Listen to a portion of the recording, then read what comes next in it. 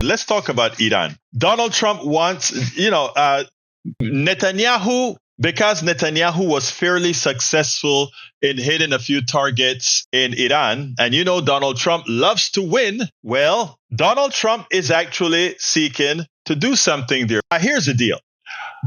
Donald Trump noticed that even though he didn't want Israel to go into Iran, he noticed that, wow, it looked like Bibi was successful in knocking out a few things. He knocked out a lot of their air defense and knocked out a lot of their stuff, got a few of their nuclear stuff knocked out. So he is thinking that this may be a successful mission. Remember 2002, guys? It's always easy to bomb stuff up in the beginning until you have to then get things done, right? So he thinks it's okay. So we have AIPAC, according to, I heard this while I was on the stepper with Mr. Tom Hartman, that AIPAC has the senators and the congressmen and the congresswomen, their phones are being lit up. Their phones are being lit up advising these senators and congresspersons to go ahead and support the president in bombing the holy crap out of Iran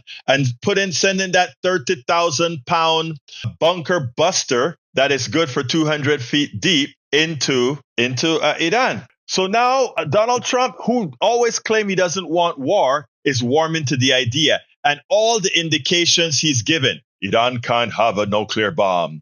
Iran can't have a nuclear bomb. Even though the treaty that Obama signed with Iran pretty much had them, under control and under test, etc. And Donald Trump is the one who screwed that up. Otherwise, we wouldn't be in the situation that we are. Donald Trump breaks things and then try to fix them and never fixes them correctly. But this got to me. I want you to listen to him answer this reporter. This simply got me upset, and I'll explain after we get back. Check this out, and then we'll talk about it on the other side. Both here and abroad, we're not only concerned about the U.S. potentially getting involved in another conflict in the Middle East, but worry about the potential for retaliation here at home. Yeah, well, I don't want to get involved either, but I've been saying for 20 years, maybe longer, that Iran cannot have a nuclear weapon. I've been saying it for a long time. And I think they were a few weeks away from having one. And they had to sign a document. I think they wish they signed it now. It was a fair deal. And now it's a harder thing to sign. It's a lot of water over the dam. But, it's very, I say it very simply. Iran can't have a nuclear weapon. Too much devastation. And they'd use it. I believe they'd use it. Others won't use it, but I believe they'd use it. So that's it. It's very simple as far as I'm concerned. They can't have a nuclear weapon. Okay.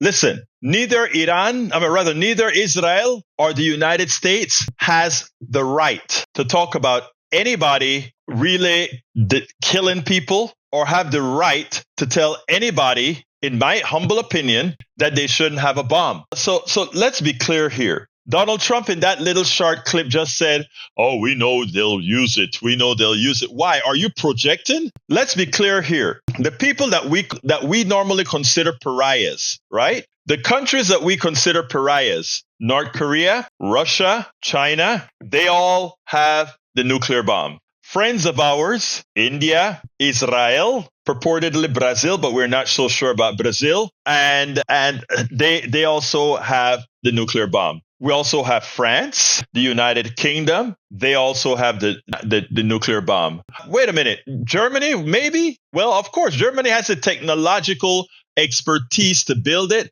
They won't tell you that they've had it. Actually, they have World War II past that they don't want to relive. Okay? Now, we take a look at Pakistan. For or not for, we never know where Pakistan is with regards to the United States government. And then we have the United States with a large contingent of nuclear weapons. Of all those countries, all of them have been in conflicts. All of them have had their skirmishes. All of them have had their wars, etc. Not one of those countries that have developed nuclear bombs have used it, except the United States of America. So let's be clear here. We don't have the right or the morality to go ahead and tell some country, we don't want you to have a nuclear bomb because you will use it. The only country that we know, because past is prologue. Past is prologue.